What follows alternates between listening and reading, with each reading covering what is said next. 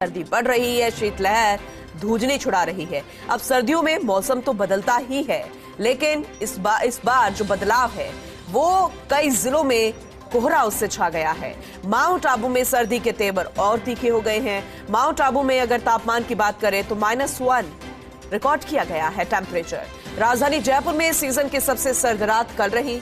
धोरों की तरह जैसलमेर में भी शीतलहर का दौर जारी है। तापमान में गिरावट से ठिठुरन बढ़ गई है। हाड़ कंपाने वाली सर्दी से लोगों के हाल बेहाल है।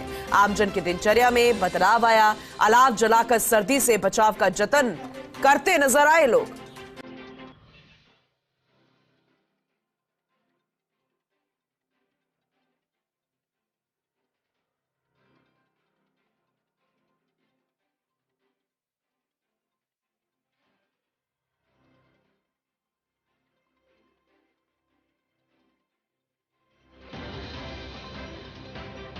तो तस्वीरें जरा देखिएगा। कमोबेश ये तस्वीरें पूरे प्रदेश भर से नजर आ रही है।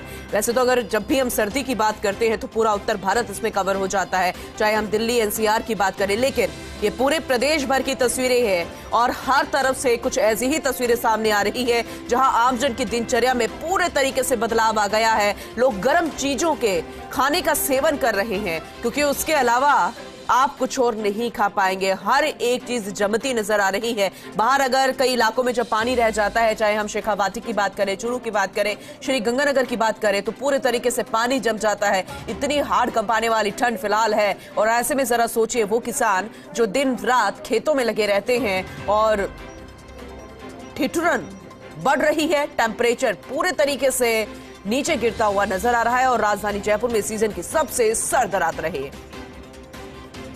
माउंट आबू से कमलेश प्रजापत हमारे साथ जुड़ चुके हैं। सहयोगी का रुख करेंगे और जानने की कोशिश करेंगे कि आज फिलहाल कितना टेम्परेचर है, किस तरीके की तस्वीर बनी हुई है।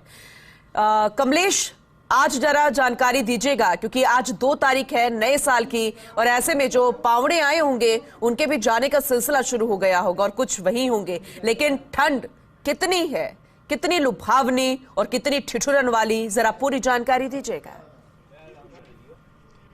देखिए पूनम, चूंकि गोल्डन वीक समाप्त हो चुका है और नए साल का आज दूसरा दिन है और दूसरे दिन कहीं न कहीं माउंट आबू की वादियों में कड़ाके की सर्दी का दौर जारी है। और टेम्परेचर की बात करें तो -1 टेम्परेचर है। सुंदर नज़ारे से शुरुआत करते हैं पूनम। देखिए माउंट आबू में जहां कल हल्का कोहरा देखने को मिल रहा था, तो आज यहाँ पर तस्वीर कुछ बदली हुई नजर आ रही। हल्का सा कोहरा इस ऐतिहासिक नक्की झील के किनारे पर छाया हुआ है। और सैलानियों की बात करें पूनम, तो सैलानियों के माउंट आबू से जाने का जो क्रम है वो जारी हो चुका है। और देखिए कुछ तस्वीरें और दिखाना चाहूंगा। यहाँ पर कुछ सैलानी है जो नक्की झील के पाल पर अब इस जो खूबसूरत नजारा है, इस खूबसूरत नजारे को यहाँ पर अपने कैमरे में भी कैद करते हुए नजर आ रहे। और दूसरी तस्वीर दिखाना चाहूंगा, चूंकि सर्दी का कहर पूनम ज्यादा है और सर्दी की कहर की वजह से आप देखिए ये जो नक्की झील के किनारे पर जो नौकाएं खड़ी हैं, कहीं ना कहीं कह सकते हैं कि इस वक्त जहां टूरिस्ट यहां पर होना चाहिए था, जो ये नौकाएं बिल्कुल शांत मुद्रा में यहां पर खड़ी हुई है,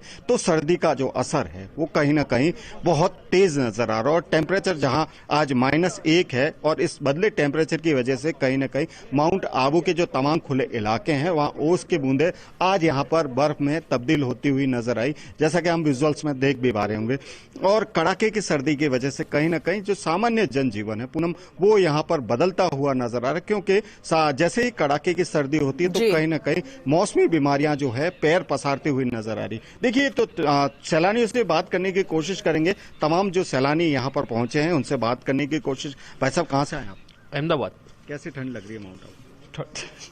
ठंड तो बहुत है। जैकेट वैकेट सब पहन रखा आपने? पहन लिया, कैप वैप सब यहीं से लिया। यहीं से लिया तो लेके नहीं आए थे? लेके नहीं आए थे। देखिए सोचा नहीं था कि माउंट आबू में सर्दी होगी, लेकिन ये जो सज्जन यहाँ पर खड़े हैं उनकी वेशभूषा देख करके अंदाजा लगा सकते हैं कि पूनम माउंट आबू में कड़ाके की सर्दी का दौर जारी है।